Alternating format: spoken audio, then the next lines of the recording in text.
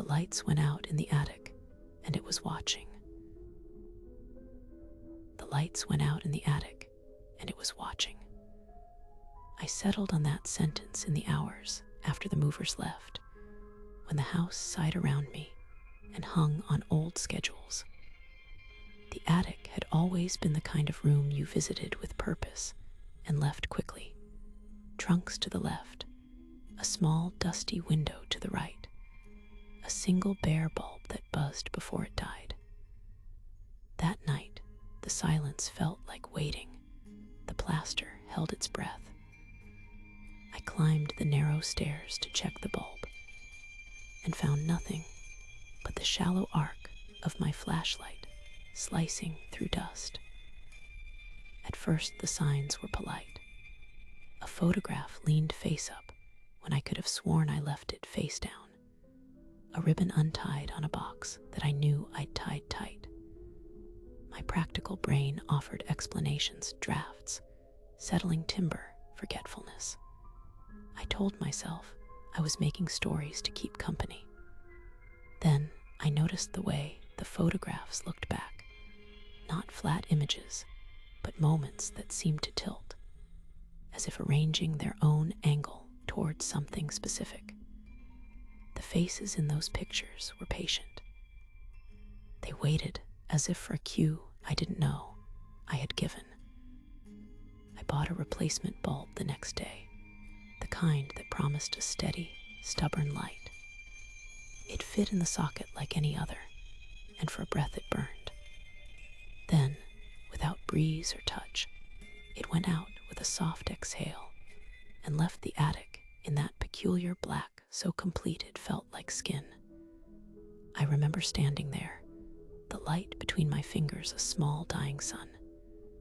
When I turned back a moment later, I thought I smelled beeswax and something older, like pages turning in a book nobody read. The light died like someone closing an eyelid between me and whatever waited above. The camera was an accident.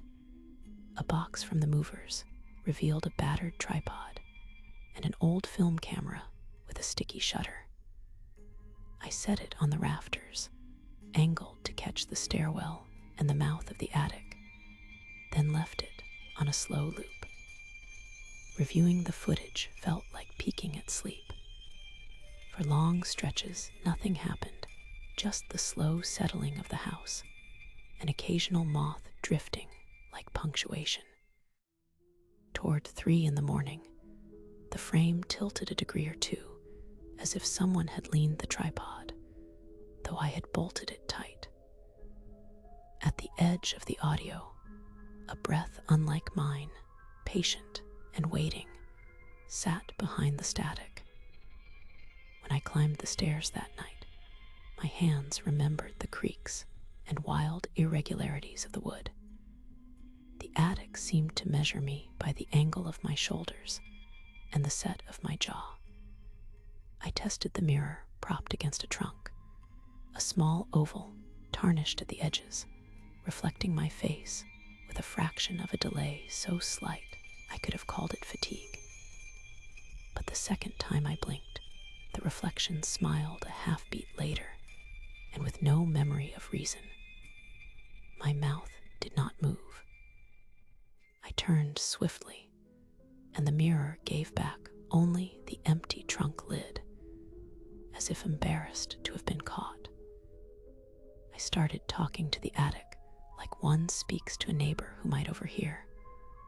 I said names out loud, slow as a litany streets I grew up on, the names of songs I couldn't place, my own childhood nickname. The house kept answering in objects.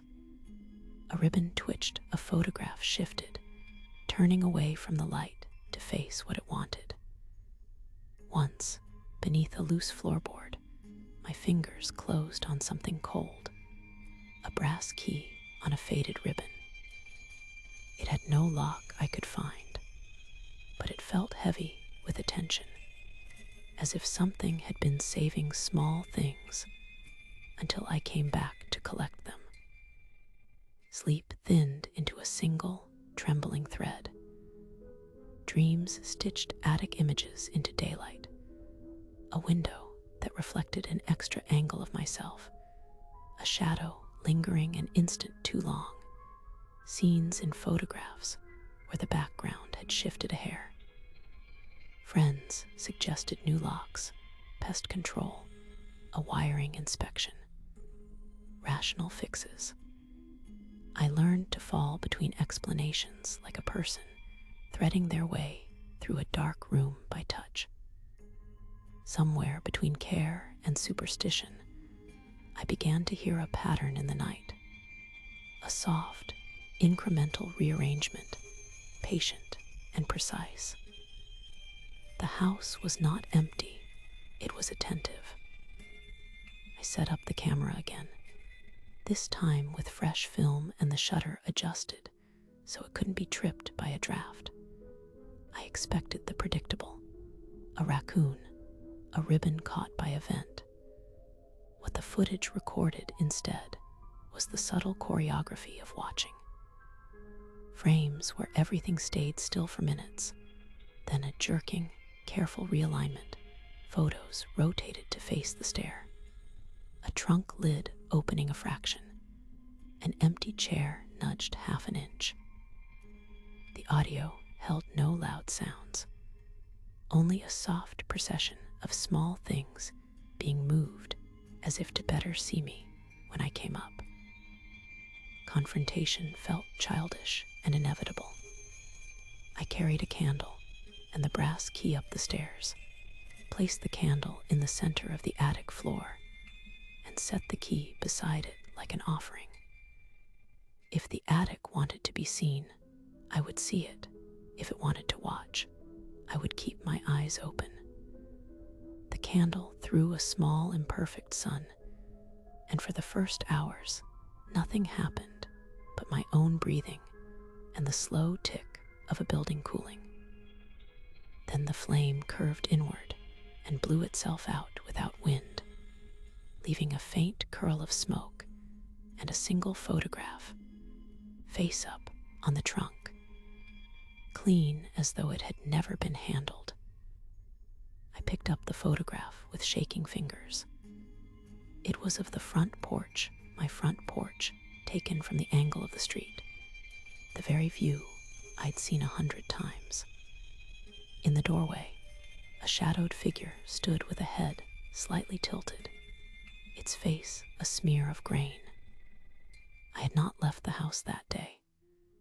The timestamp on the back of the print read 3:27 in the morning, the same minute every camera had registered the subtle rearrangements. The attic kept minutes the way other people kept memories. There is a particular terror to recognizing attention directed at you for reasons beyond comprehension. To name it as watching is to give it a vocabulary it might not deserve. I sat in the stairwell and spoke plainly. I asked what it wanted. The attic answered by putting a photograph in the stairwell, face up at the exact place where my foot would land. It was a picture of me, untaken, looking up. The photograph knew my angle. It had learned my turning. I carried the print back up to the candle and held it at arm's length until the paper warmed under my skin. That night, I slept with the house between us and woke to something effortless on the other side of the ceiling. A patient, present attention that did not require motion to be felt.